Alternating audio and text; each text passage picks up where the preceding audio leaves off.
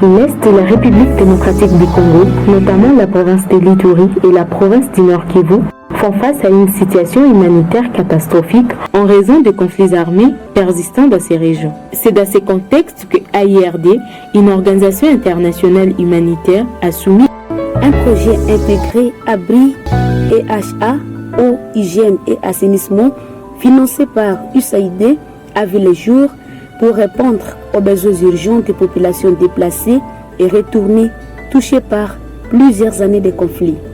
Ce projet ambitieux a directement impacté près de 200 000 personnes dans les 2 provinces couvertes en leur offrant un nouvel espoir et un soutien essentiel dans une crise humanitaire persistante. La fourniture d'eau potable est l'une des pierres angulaires de ces projets. Grâce à l'aménagement des caines sources d'eau et à la construction des 10 forages, l'accès à une eau salubre est désormais une réalité pour de nombreuses familles. Cette mesure vise à réduire les risques de maladies hydriques fréquentes dans les zones où l'accès à l'eau est limité. Aussi, le projet a construit 700 latrines d'urgence et 1000 latrines transitionnelles, renforçant ainsi l'assainissement dans les sites de déplacés et dans les communautés. Les activités de promotion de l'hygiène ont également touché près de 45 000 personnes, les sensibilisant à l'importance des bonnes pratiques hygiéniques. Pour soutenir les ménages vulnérables, des kits d'articles ménagers essentiels, AME, et des kits WASH ont été distribués aux familles des déplacés dans les sites et dans la communauté. Le projet a assisté aussi 3000 femmes en âge de procréer en leur distribuant des kits hygiéniques intimes. Dans le secteur abri et installation, le projet a favorisé l'accès au logement décent à 6150 ménages déplacés vivant dans des conditions précaires en Ituri et au Nord Kivu. Parallèlement, 1000 abris transitionnels ont été construits pour les populations les plus vulnérables, offrant ainsi un maximum de sécurité et de dignité en ceux qui en ont le plus besoin.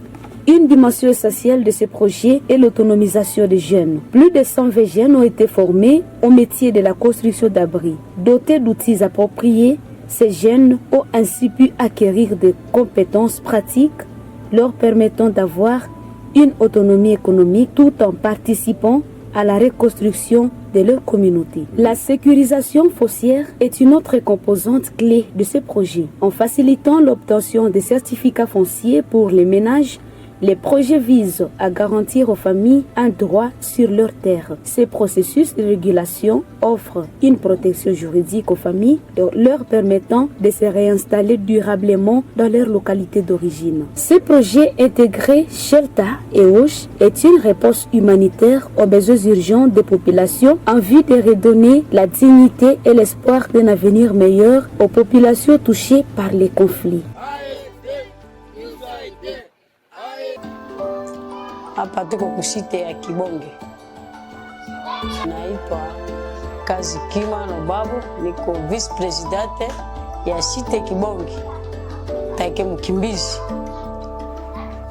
AIRD najengea sie nyumba, alitukuta hapa mpepeo na mbula iko natusumbua sana, na tukaleta malalamiko. Kweli malalamiko tulifika karibu AIRD akafikaka anatuuliza kitu gani inyeko natusumbua hapa. Tunasema hapana, nyumba hatuna nyumba, mvua unatunyeshea, iko napika sie nje, mpepeo na pasola babashi ikia kwa hali nye inesha bomoka. Kweli ilibomoka, tuko napiganisha abiendeke makakalona kula miti. Hata tuko na pima kutafuta ba miti, ilishindikana tu. Malalamiko yetu ilienda, batoto ya masomo uniforme yako na loana, tuko na ba 3e age bazenya bajiweze, basi tuteseke na mbula tena tuteseke na kulala. Kitu ile lisumbua si sana, na Mungu vile ilisaidia, inaleta nyie mnajengea sie nyumba. Tunafurahi sana kwa nyumba. Kwa sasa tuko mzuri. AIRD ilijenga nyumba 748 Walisaidia sana babitu yetu ya bamama, ilikuwa koteksi na sous-vêtements na sava kukokea na nuni. Alianjaka fundisha sie kwa kunawa mkono mbele ya unanyonyesha mtoto, mbele ya kunyonyesha mtoto unanawa mkono. Mbele kama unatoshea mtoto na shanje mtoto nini mulumba, ukisha maliza unanawa mkono. Na kwenda kuwese na toka kuwese unanawa mkono. Na mbele ya kukula, mbele ya kupakua chakula unanawa mkono. Mafundisho yenyewe alifundisha sie ya usafi ya mazingira na usafi ya mwili. Tunashukuru ku ARD na USAID kutusaidia kwa vitu yenyewe alitupatia. Mungu awabariki. Niko chef de village Nchweke, kama baba kote babu Christophe. ARD ilifika ilisaidia watu ya village Nchweke kufuatana na magumu ya vita ilipitika hapa, nyumba ilungulwa mingi, ilunguzwa nyumba mingi ya nyasi na ya manjanja. Nyumba itusaidia na nyumba 13 wenye balibatika mbo ndio balipatikana hivi, na ilitengeneza si source ya maji na tunachimbia si forage. Ndio tunashukuru kwanza.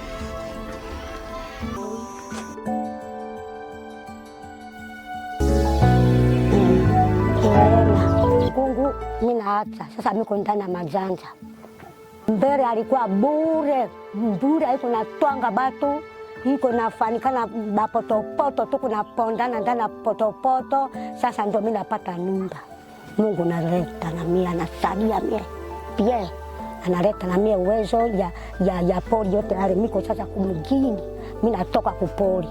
Nitabakia hapa milele. Anasaidia batoto, anasaidia batu wa mjini yote.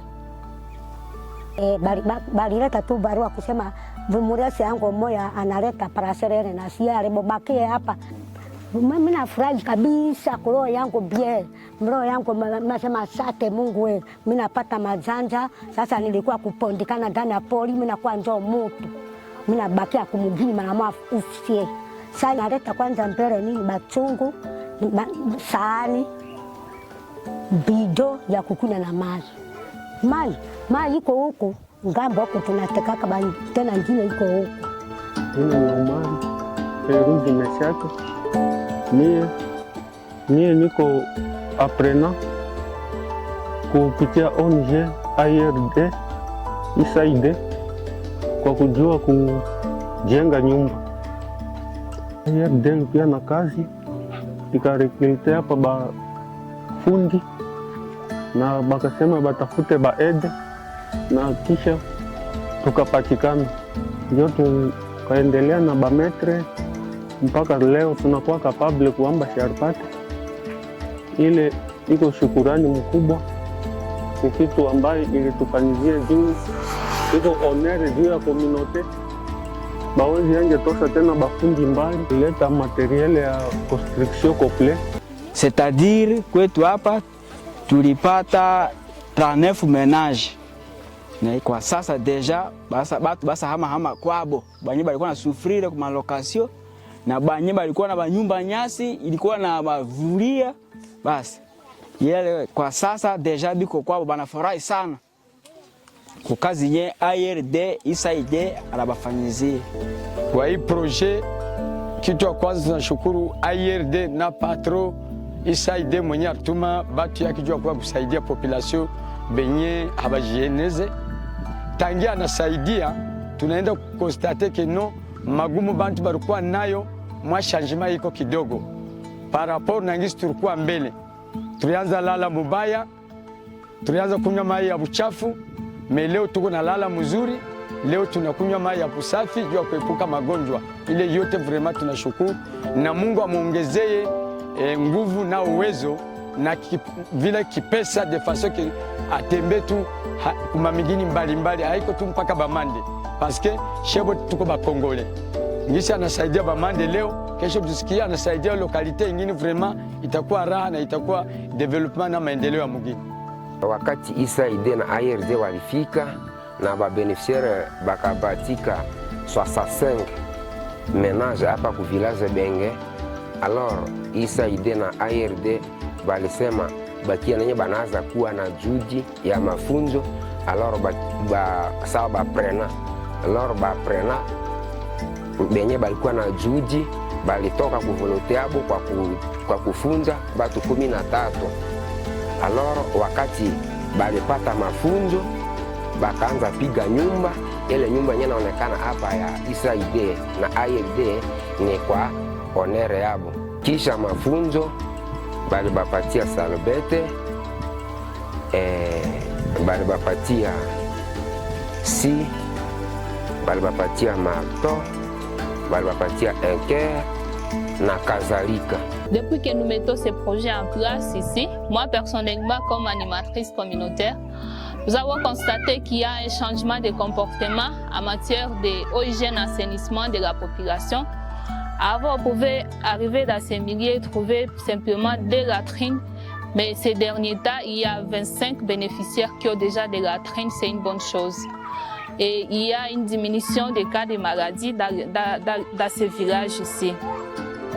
Nous avons implémenté un projet intitulé Intervention d'urgence en abri et roche pour les ménages affectés par les conflits dans le nord, Kivu et Ituri. Notre projet a été implémenté dans 3 zones de santé, la zone de santé de Nyakunde, la zone de santé de Komanda et la zone de santé de Geti. En somme, le projet d'AIRD a contribué de manière significative à l'amélioration des conditions de vie des populations vulnérables en Ituri, en combinant des interventions en matière d'abri et de services de eau, hygiène et assainissement, et des formations sur les techniques de construction ont été dispensées aux bénéficiaires, renforçant ainsi les capacités locales et favorisant une approche de construction locale durable pour répondre aux besoins essentiels de ces communautés affectées par les conflits.